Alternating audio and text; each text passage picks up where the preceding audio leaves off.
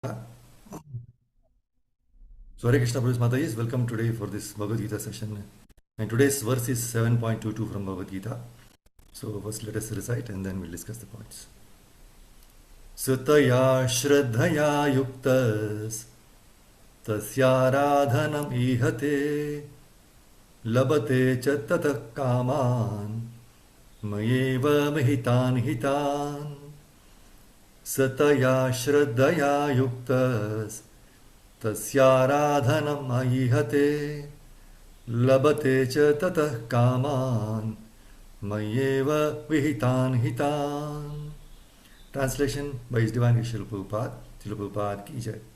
Endowed with such a faith, he endeavors to worship a particular demigod and obtain his desires. But in actuality, these benefits are bestowed by me alone. Jai Srila Prabhupada ki jai.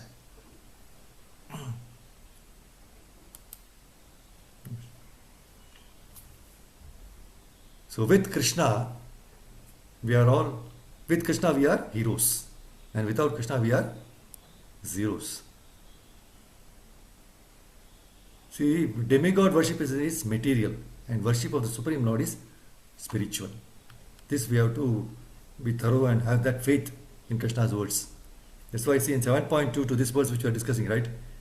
See, it is only Krishna who bestows benefits through the demigods to the living entities. Ultimately, it is Krishna only. Demigods, they cannot give benedictions without the permission of the Supreme Lord Krishna. The one interesting thing to understand is, living entities may forget that everything is the property of Krishna. But the demigods, they do not forget. And what is the attitude of a pure devotee? Because the pure devotee, he knows that everything comes from Krishna. And therefore, he does not ask anything material, any material benefits from the Lord. So how does the Lord reciprocate to such a pure devotee? See, for the living entity, the living entity wants to return back to Godhead, okay. But for him, desiring to return to Godhead, material desires are the impediments. Even though he wants to go back, but these material desires, they are actually the impediments for it. So therefore, what happens now? The Supreme Lord, he does not award material benefits to the pure devotees. Because that will be an impediment, right? So he doesn't. So that's why demigod worship is material and worship of the Supreme Lord is spiritual. So the Supreme Lord is unlimited, His favor is unlimited, and His mercy is unlimited. See, Shukadeva Goswami, while he was explaining the pure devotional service, which will definitely bring a change in the heart of the devotees, right? In Srimad Bhagavatam 2.3.10, second canto, third chapter, 10th verse, he says, Akama sarva kamo va moksha kamo dharadhihi tivrena bhakti yogena yajate purusham param. A person who has broader intelligence, whether he be full of material desire, without any material desire, or desiring liberation, must by all means worship the supreme whole, the personality of Godhead. See, irrespective of the type of desire one has, okay, be it spiritual or material, everything is sanctioned by Krishna. So, what does a wise person do? A wise person who understands this truth, he will definitely surrender to the Supreme Lord and serve Him with love. That's why the intelligence of such persons, they are known as Udara Dihi. In this verse, Udara Dihi or broader intelligence. Krishna is the source of all intelligence. And those who worship in this mood, he will definitely be of broader intelligence. And the opposite of Udara Dihi is Hrita Jnana. Hrita Jnana, the intelligence of one who has lost his senses. That is Hrita Jnana. In fact, that's why in the 7.20 verse, right, in this, Krishna explains about the people who surrender to demigods. What does he say there? He says, Kamaistayar tayar hritagyanaha prapadyante anya devataha tam niyamam asthaya prakritya niyataha swaya. Those whose intelligence has been stolen by material desires surrender unto demigods and follow the particular rules and regulations of worship according to their own natures. So the Hritagyana worship, what do? They worship the different demigods because they are influenced by the modes of passion and ignorance.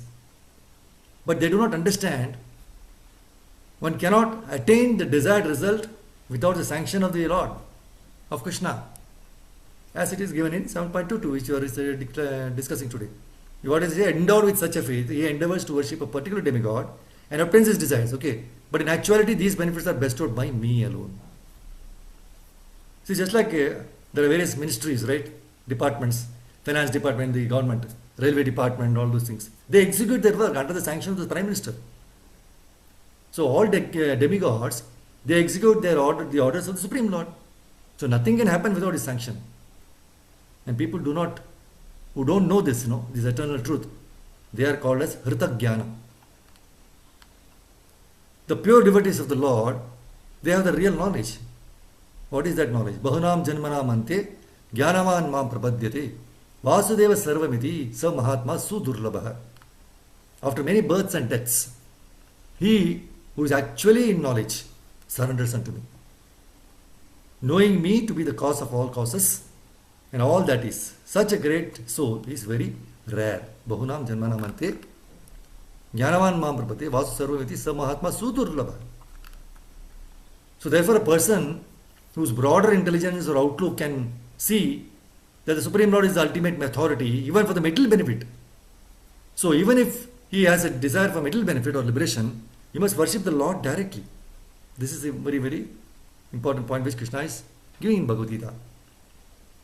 So I say, so with Krishna we are heroes and without Krishna we are zeros.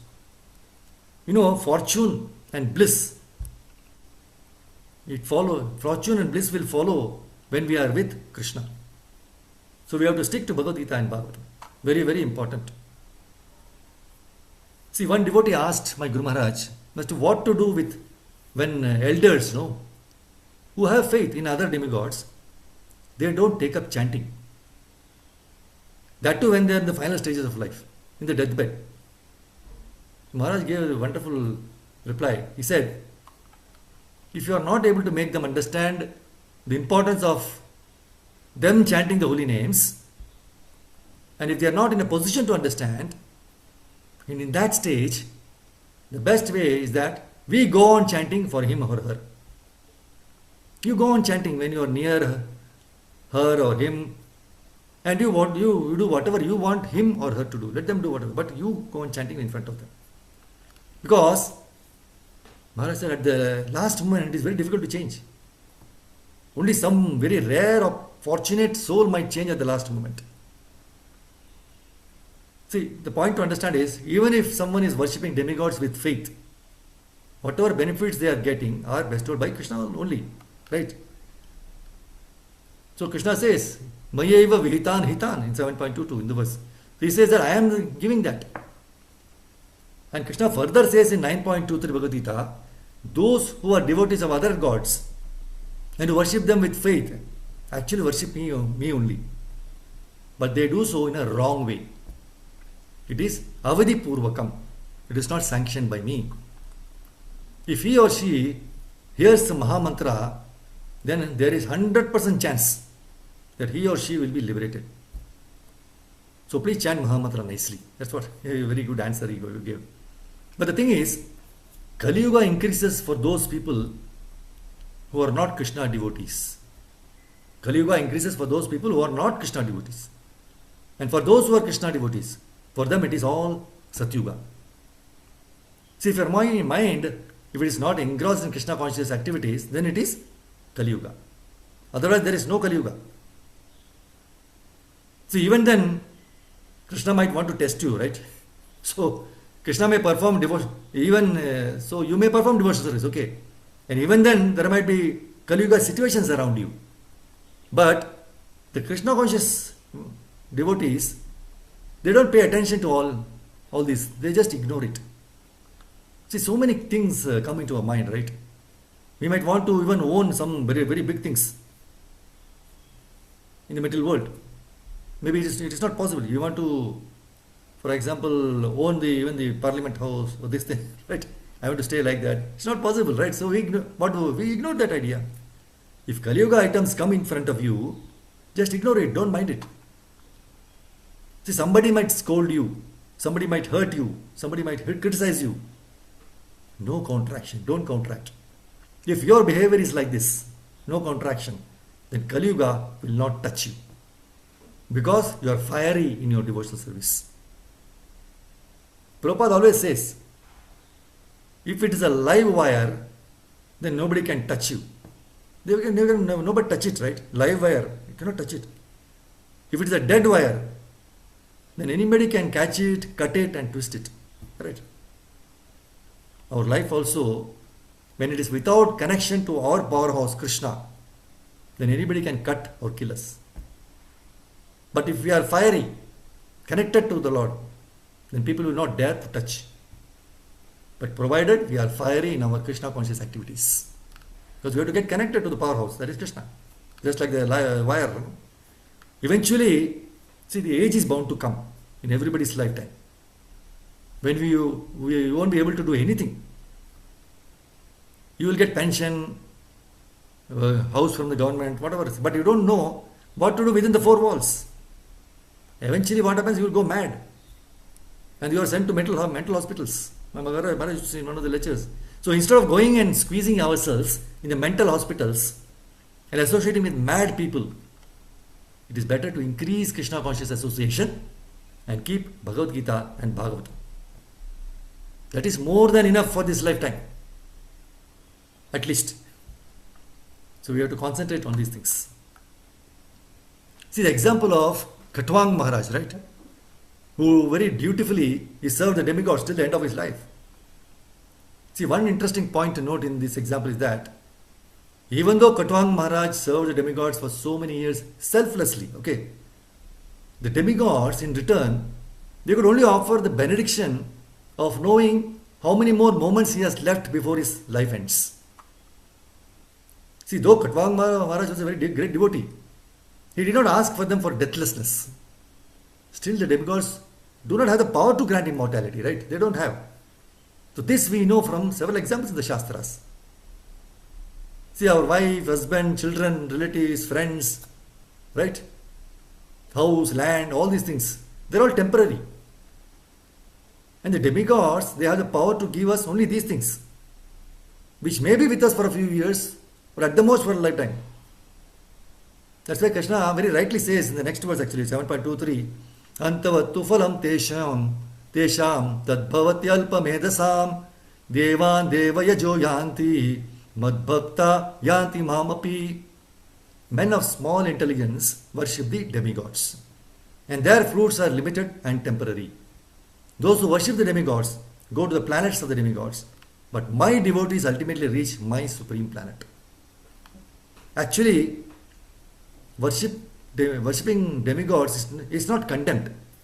Okay, actually worshipping demigods is not condemned, but worshipping them on the equal level with the Supreme Lord Krishna, or worshipping them for attaining temporary benedictions, is condemned. In fact, worshipping them, the demigods, as great devotees of the Supreme Lord Personality of Krishna, it pleases the demigods very much, and they will give us the benediction of bhakti with full satisfaction. So in fact, the demigods, they like the devotees of Krishna more than their own devotees, as confirmed with the greatest of demigods, Lord Shiva, to the Prachetas.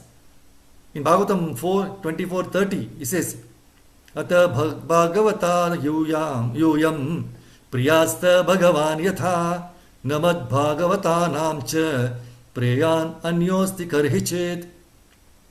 So Lord Shiva is telling to the Prachetas, you are all devotees of the Lord, and as such, I appreciate that you are as respectable as the Supreme Personality of Godhead himself. I know in this way that the devotees also respect me and that I am dear to them. Thus, no one can be as dear to the devotees as I am. So as Lord Shiva says in this verse, he respects the devotees as much as the Supreme Lord. Such is the glorification and greatness of devotees of Krishna. But many times, even when we are in the process of devotional service, we still do not have an one-pointed focus. Vyavasatmika buddhi. We don't have one-pointed focus on Krishna, serving Krishna. See, during our childhood, we might have been playing, right? We might have having the magnifying glass. So what do you do? Go outside, the sun is very shining very brightly. We have a piece of paper on the ground, and with the magnifying glass, we just show it on the paper. Straight, just keeping it straight, focused, consistently, not moving here and there. What happens? Ultimately, it starts burning. So that much focus, that much consistency is required in our devotional service. That is one pointed focus. We still fear that something will happen if we do not worship so and so demigods. So we continue with our multi-demigod worship. What happens? This definitely takes our focus away from our Supreme Father, Supreme Shelter Krishna. And what happens? The genuine bhakti does not come to us even after so many years in Krishna consciousness. This is because people do not have the information about the spiritual world. It is there, but they have not read it. See, for example, also that USA is so beautiful, so many things are nice. You hear about USA, right? Then you start hankering to more about that place and would like to go to US, right? Similarly, there is information of the spiritual world. There are acharyas coming and telling you. There is Bhagavatam says how the spiritual world looks like, what all things, what are the benefits, right? Everything is being given just like if you want to go to a place in US. So that much hankering we don't get when we have even the information of the spiritual world. You have to go through Bhagavatam. It's beautifully given how the spiritual world looks like, who are the people there, how is it. So you will get the hankering, and once you get the hankering, Krishna has the Paramatma in the heart. He will provide the facilities. He will give you the directions how to go about the process of devotional service, by which you can attain the supreme spiritual world. So we should, when we pray to demigods, we should pray to grant us pure bhakti unto the Supreme Lord Krishna and dedicate our lives to the most merciful Lord, at least 1% of his dedication, right? In Srimad Bhagavatam, 3rd canto, 5th chapter, we find Maitreya Muni explaining to Vidura Maharaj about the creation of this cosmic world. So Maitreya said about the creation of various physical elements. So he then went on to say as to how the controlling deities of these physical elements, they were entrusted with different functions of the universal duties. So they are all the demigods, right? They were given duties. But the demigods, they realized that they were unable to perform them. They surrendered. So they surrendered lotus feet of Supreme Lord Krishna, and they offered one fascinating prayers. The first prayer was 3.5.39, Deva Uchuhu, right? Demigod said, "Oh Lord, your lotus feet are like an umbrella for the surrendered souls, protecting them from all the miseries of material existence. All the sages under the shelter throw off all miseries, all material miseries, they throw off. We therefore offer our respectful obeisances unto your lotus feet." Who are praying? This is demigods are praying to the Supreme Lord Krishna. So here we find demigods very nicely comparing the Lord's lotus feet to be like an umbrella. The word says Atapatram, umbrella, Atapatram. See, when there is a downpour of rain or any scorching heat, we can save ourselves, no, from being drenched or being scorched if you are under the shelter of an umbrella. Likewise in this world, whenever there is a downpour of miseries, we can remain misery proof if we are under the shelter of Supreme Lord Krishna. So my Maharaj gave a very golden statement. He says, miseries will be there in this life. Miseries will be there in this life. But when we take shelter of the Supreme Lord Krishna, we become misery proof. So taking shelter of those lotus feet, right? But we have to forcibly throw out all the material miseries. That will definitely, once you take the shelter, forcibly everything is, all the material miseries will be go on and go off. So bhakti or surrender unto the Lord's lotus feet alone gives the Shakti to throw out all miseries. See, no other shelter can guarantee 100% protection. Prabhupada says in the purport, this is the opinion of the demigods, not anybody else. And we are praying to demigods. All the yagya we are doing, puja for give me the good wife, give me good health. All these things go on worshipping to demigods for material benefits. So this is the opinion of the demigods in this prayer, who are not only well versed in Vedic knowledge, but are also seers of the past, present, and future. So the opinions of the demigods are valuable because the demigods are authorized to hold positions in the affairs of the universal management. They are appointed by the Lord as his confidential servants. So the words of demigods are indeed true. As we can see this from the lives of so many devotees, who do intense devotional service in spite of ill health, so many other challenging situations in life.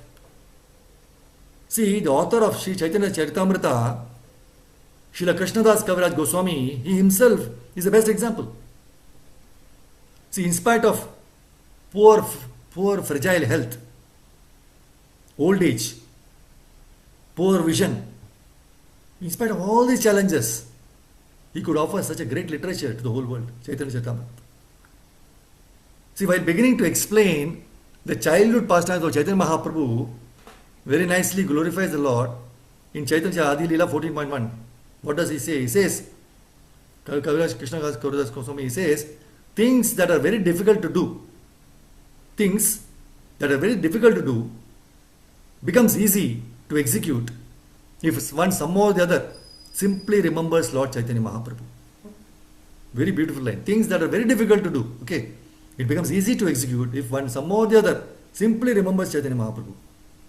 But if one does not remember him, even easy things become very difficult.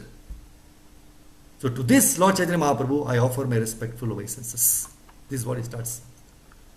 And in the purport, Prabhupada very nicely mentions, the author of Sri Chaitanya Charitamrita, he takes shelter of Lord Chaitanya Mahaprabhu to describe the pastimes of his appearance as a child, because one cannot write such transcendent literature by mental speculation. Prabhupada says, one who writes about the Supreme Personality of Godhead must be especially favored by the Lord. Simply by academic qualifications, it is not possible to write such literature. Not only he took shelter of lotus feet of Sri Gauranga, in every chapter he took shelter of Lord's dear devotees as well. That is the secret of his success. He says, no, Sri Rupa Raghunatha Pade Yara Asa Chaitanya Charitamrita Kahe Krishna Dasa. Praying at the lotus feet of Sri Rupa and Sri Raghunatha, always desiring their mercy, I, Krishna Dasa, narrate Sri Chaitanya Charitamrita following in their footsteps. See, Prabhupada's life is also a perfect example for this. He surrendered to the lotus feet of his spiritual master and Krishna. And so it was possible for him to establish the great Hare Krishna movement all over the world. Establish 108 temples. Now so many are there. Right? He could establish so many 100 temples. He could write. He could translate so many scriptures. So neither old age nor poor health could at any time stop him in his mission. It could not. So lotus feet of the Lord are very special, as it is the abode of his dear devotees. So when we pray to the lotus feet of his dear devotees, they mercifully pass it on to the Supreme Lord. And so there is no doubt in forcibly throwing out all our miseries. So we have to pray to the demigods. So please give me bhakti towards Krishna. And they will be very happy to give. Others, they will give, because especially Lord Shiva, he is Ashutosh. The moment you ask for something, he immediately provides. But whatever he gives, he himself knows that is only temporary, right? Whereas if we ask for bhakti, which is permanent, he is more pleased than anybody else. Lord Shiva's prayers. You had Rudra Gita, if you recite those shlokas, you can see, right, how much they are meditating on the Supreme Personality of Godhead. They can provide bhakti. So it's not that it is condemned, but you should respect them and offer praise for our development in our bhakti. So this is very important. So with Krishna we are heroes, without Krishna we are zeros. And demigod worship is material, whereas worship of Krishna is spiritual. Grantara Srimad Bhagavad Gita ki jai, Srila Prabhupada ki jai. Vita Gaur Pramdari Vancha Kalpataru Bech Kripa Sindhu Bhayevacha Patitanam Pavanebhyo Vaishnavebhyo Nanta Koti Vaishnavanta ki jai. Thank you very much, Prabhupada Mataji, for this opportunity to glorify Krishna and purify ourselves. Hare Krishna. If you have any questions or anything to share, you can. Hare Krishna. Thank you, Prabhupada Mataji.